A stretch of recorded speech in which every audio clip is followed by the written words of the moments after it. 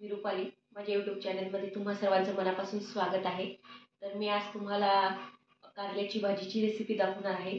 पण तुम्ही विचार कराल की कारल्याची भाजी ही आम्हाला तर प्रत्येकालाच येते, पण मी आज थोड्याशा वेगळ्या पद्धतीने तुम्हाला कारल्याची भाजी दाखवणार आहे। आणि जे न खाणारे लोक आहेत, ज्यांना कारलं आवडत नाही, ते सुद्धा खातील ही रेसिपी, कारण की हे कारलं बिलकुल कडू होत नाही, एकदम छान लागतं चवीला। लहानांपासून मोठ्यांना आवडेल अशा प्रकारची ही भाजी आहे। आणि तुम्हाला खाताना समजणार पण नाही हे कारल्याचीच भाजी खातोय आपण, अजिबातच कडू लागणार नाही, खूप चविष्ट लागते। तर चला बघूया। हे मी पावशेर कारले घेतलेले आहे। पावशेरमध्ये 3च कारले बसलेले आहेत, थोडेसे मीडियम आकारातले आहे हे कारले। तुम्हाला वाटेल त्या प्रकारे, पण थोडे मोठेच घ्यायचे आपल्याला कारले। तर हे मी कारले घेतलेले आहे। आता याला हे बघा, या प्रकारे हे वरून आहे ना, थोडे आपल्याला थोडे असे शिलून घ्यायचे, अगदी थोडे त्याचं जे काट असतात ते काढून घ्यायचे आपल्याला। बघा, या प्रकारे मी वरून असं शिलून घेतले मैत्रिणींनो कारले। आता याला असे पोटात कापायचे आपल्याला। बघा, या प्रकारे असे तुकडे करायचे आणि आपल्याला जे मधलं आहे बियांचं हे सगळं काढून घ्यायचं आहे आपल्याला चाकूच्या साहाय्याने। तुम्हाला काढून दाखवते। बघा मैत्रिणींनो, याच्यातलं जे बियांचा भाग असतो तो मी सगळा यांचा काढून घेतलेला आहे असा व्यवस्थित। हे बघू शकता तुम्ही।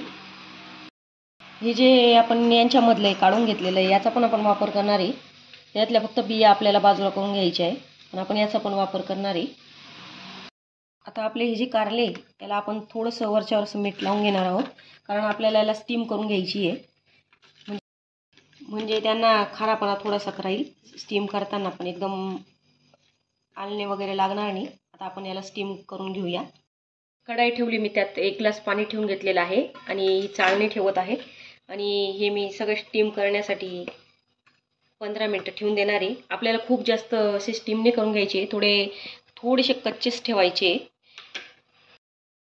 थोडेसे आपल्याला कच्चे सर ठेवायचे। त्यामुळे 15 मिनिटं करून घ्यायचे आपल्याला, नंतर त्याला बी परतवायचं आहे ना, त्यामुळे आपण थोडेसे स्टीम करून घेणार आहोत। 15 मिनिटं झालेली मैत्रिणींनो, मी गॅस बंद करते। हे बघा, अर्धवट आपले थोडेसे कारले शिजलेले आहे। आता आपण हे काढून घेणार आहोत। आपल्याला जो कारल्यामध्ये जो मसाला भरायचा मैत्रिणींनो, त्याचं साहित्य बघून घेऊया आता। 1 चमचा मी धणे घेतलेले आहे, 1 चमचा जिरे, 1 चमचा बडीशेप, हे मी ओलं खोबरं घेतलेलं आहे थोडंसं, तुम्ही सुकं घेतलं तरी चालेल, माझ्याकडे होतं ओलं म्हणून मी ओलं घेतलं। 10-12 कळ्या मी लसणाच्या घेतलेल्या आहे आणि 1 चमचा तिळी घेतलेली आहे। मी थोडेसे शेंगदाणे घेतलेले आहे। आणि आपण जे कारल्यांमधलं जे काढून घेतलं होतं याच्यातले आपण फक्त बिया बाजूला काढून घेणार आहे, जेवढ्या निघतील तेवढ्या, आणि ते पण आपल्याला वापरायचं आहे मैत्रिणींनो। आणि मी थोडासा गूळ घेतलेला आहे, थोडंसं मी चिंचेच्या पाण्याचा पण वापर करणार आहे। मी शेंगदाणे भाजून घेते, थोडासा तेलाचा वापर करते मी। शेंगदाणे थोडे भाजून झाले की त्यातच आपण हे सगळं जे दाखवलं होतं तुम्हाला मसाले, ते सगळे टाकून घेणार आहे आपण, आणि हे पण थोडे भाजून घेणार आहे। भाजून झालंय मैत्रिणींनो, हे सर्व आपल्याला बारीक करून घ्यायचं आहे मिक्सरमधून। त्यात मी 1 चमचा लाल तिखट टाकते, अर्धा चमचा मी काळं तिखट टाकते, अर्धा चमचा हळद, हा गूळ आणि चिंचेचं पाणी पण यातच टाकून घेणार आहे। चवीनुसार मीठ टाकून घेते मी, आणि हे सगळं आपल्याला आता बारीक वाटून घ्यायचं आहे मिक्सरमधून। मसाला हे बघा मैत्रिणींनो, वाटून घेतला आहे मी व्यवस्थित। आता आम्ही काढून घेते। हे जे कारल्यामधलं आहे ते पण आपल्याला वाटून घ्यायचं आहे। हे वाटून घेतलं आहे मी कारल्याच्या मधलं, ते मी यात टाकून घेते मसाल्यामध्ये,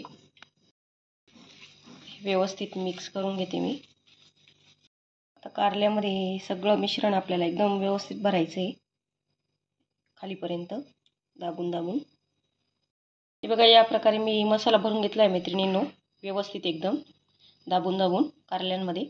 आता आपल्याला हे फ्राय करायची, मी लोखंडी तव्यावर करणार आहे मैत्रिणींनो फ्राय। तेल आपल्याला थोडंसं भरपूर घ्यायचं आहे, त्यावर मी असे कारले ठेवून घेते। असे 2 ते 3 मिनिटं तेलात व्यवस्थित फ्राय करून घ्यायचे। व्यवस्थित तेलात मी फ्राय करून घेतलेलं आहे, अर्धवट आपलं शिजलेलं आहे कारलं। आता थोडंसं आपल्याला अजून शिजू द्यायचं आहे, तर मी 5 ते 10 मिनिटं मी याच्यावर झाकण ठेवून देते बारीक गॅसवर, आणि होऊ देणार आहे। 5 मिनिटं झालेली आहे मैत्रिणींनो, आता आपण बघा एका बाजूने छान असे खरपूस झालेले आहे, दुसऱ्या बाजूने करून घेऊया आपण. आता दुसऱ्या बाजूने व्यवस्थित खरपूस होऊ देणार आहे आपण. तर थोडंसं आपण हे काढून घेऊया मैत्रिणींना आणि थोडंसं कसं हलवत राहायचं आहे 4 ते 5 मिनटं, म्हणजे चारी बाजूने व्यवस्थित थोडं खरपूस होत राहील. आता हा आपला उरलेला मसाला होता तो पण यात मी ॲड करते आणि थोडीशी मी कोथिंबीर पण ॲड करते आणि व्यवस्थित आपल्याला हलवत राहायचं आहे बारीक गॅसवर, म्हणजे याला सगळा मसाला लागून जाईल वरून पण थोडा थोडा. आपलं कारलं आता रेडी झालेलं आहे. कारल्याची रेसिपी तयार झालेली आहे मैत्रिणींनो, तर नक्की ट्राय करा. खूप छान लागतं आहे कारले आणि कडू बिलकुल लागत नाही, खूप टेस्टी लागतात. तर नक्की ट्राय करा. माझे व्हिडिओ आवडत असेल तर माझ्या चॅनलला सबस्क्राईब करा, लाईक्स करा, कमेंट करा आणि मला सपोर्ट करा.